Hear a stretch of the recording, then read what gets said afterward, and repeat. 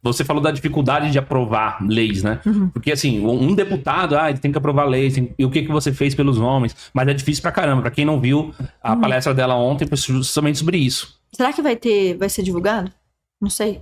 Sabe que o Paiva vai divulgar o conteúdo das palestras? Acho que sim. Porque a gente falou justamente sobre isso. Porque existem várias formas de atuar politicamente. E essas formas são ricas e importantes. Por exemplo, tem um deputado que ele nunca aprova nada. Mas ele apresenta um monte de projeto polêmico. E aí tem gente, e não é o meu caso, né? Mas tem gente que diz, esse deputado aí não aprova nada, só faz barulho. É importante para deslocamento da janela de óbito, para que as pessoas sejam ouvidas. E você falou também da dificuldade de contar com o apoio dos homens, né? Sim, isso é interessante porque existe uma espiral do silêncio e eu já quero pedir para todo mundo que tá nos assistindo para colocar aí na sua agenda, no dia 8 de março, que é o próximo Dia da Mulher, nós vamos lançar o meu próximo livro, que já tá pronto, tá na editora, tá sendo impresso, que fala justamente sobre a estratégia da esquerda, do feminismo na política para conseguir aprovar um projeto de lei. Desde a tramitação de um conteúdo na universidade até ele se efetivar, ser sancionado pelo governador ou pelo presidente como projeto de lei, como lei, né? Então, eu quero pedir para você botar aí na sua agenda para comprar esse livro lá em março. E realmente, é isso o que acontece dentro do parlamento, é que existe uma espiral do silêncio. A Carrie Lucas usa uma outra expressão, ela fala ética do silêncio. Que se você falar sobre aquele assunto ou violar os territórios que a esquerda demarcou, né? A esquerda vai colocando as estacas do limite do assunto. Se você violar aqueles limites para abordar um assunto ou falar sobre um assunto proibido, ultrapassar a ética do silêncio, o limite da ética do silêncio, você não terá a oportunidade de defender e os seus argumentos não serão ouvidos. Existe um certo limite que nós estamos aprendendo, que os políticos precisam aprender. Infelizmente isso existe, né? Mas existem certos assuntos que, se você jogar esse assunto ou abordar esse assunto e as pessoas não estiverem preparadas, você destrói a sua vida pública, você destrói a sua carreira, você envergonha os seus correligionários, os seus colegas de partido e não alcança nenhum objetivo político. E esse filtro parece covardia, mas não é estratégia.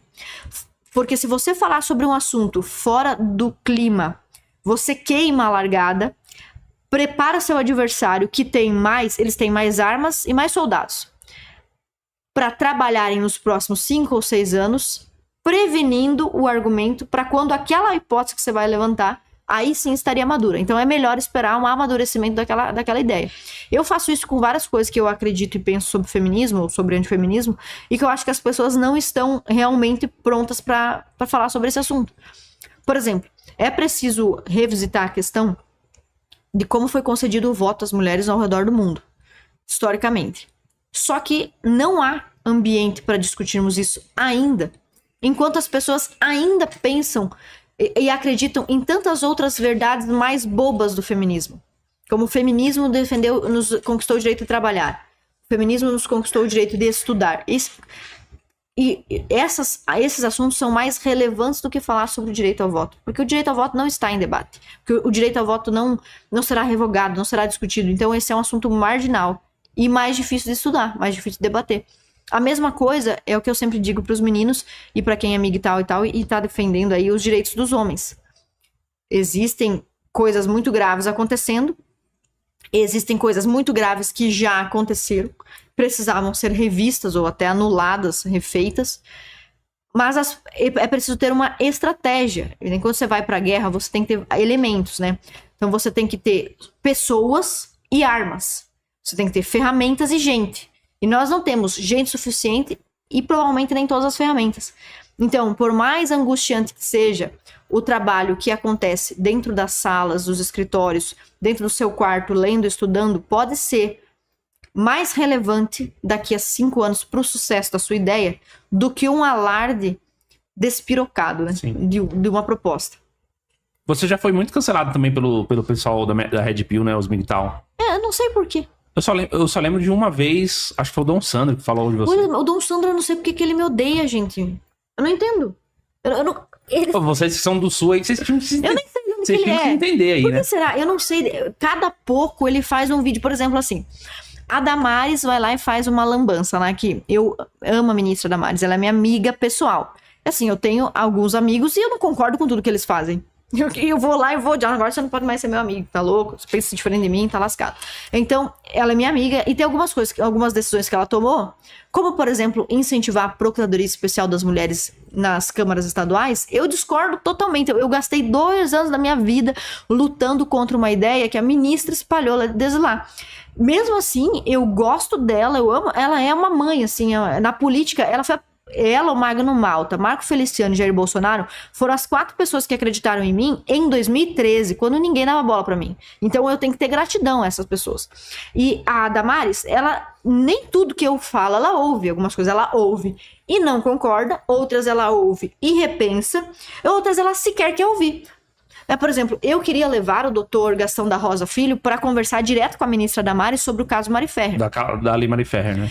Antes que a lei fosse sancionada, para que ela assistisse... Foi ela que encabeçou esse negócio aí, né? Para que ela assistisse a audiência na íntegra. E ela disse que não tinha oportunidade, não tinha agenda, não queria receber o Gastão. Não sei por que ela não quis receber. Mas ela não recebeu. Eu queria que ela tivesse recebido. Não sei se isso teria mudado as coisas, mas eu não posso desfazer uma amizade por uma sucessão de incompatibilidade de ideias. Mas a Damares deu uma pisada na bola mesmo aí no caso da Mari Ferrer, né? Sim, eu acho que ela sabe disso. Eu não sei se ela sabe, mas eu imagino que ela saiba. E ela não vai se ofender de eu estar falando isso. Foi um erro grave, foi um erro crasso isso aí.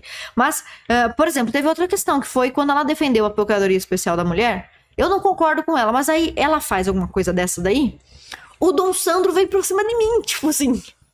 Por que essa mulher, sabendo que ela é falsa conservadora, não vota em mulher?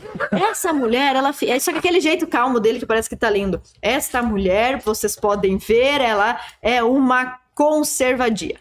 E daí ele fica dizendo que como se a culpa fosse minha. Entendi. Tá vendo como todas elas, só que todos os projetos que eu apresentei, até hoje, todos os projetos que eu apresentei até hoje, a favor dos direitos dos homens ou dos meninos, ainda estão tramitando. Ou seja, a muito custo, eu tô conseguindo que eles não sejam derrubados. Eles estão passando nas comissões. Uhum. Tem projeto meu que leva 1 ano e meio para passar de uma comissão para outra. É um parto, é um suplício, é conversa daqui, conversa dali.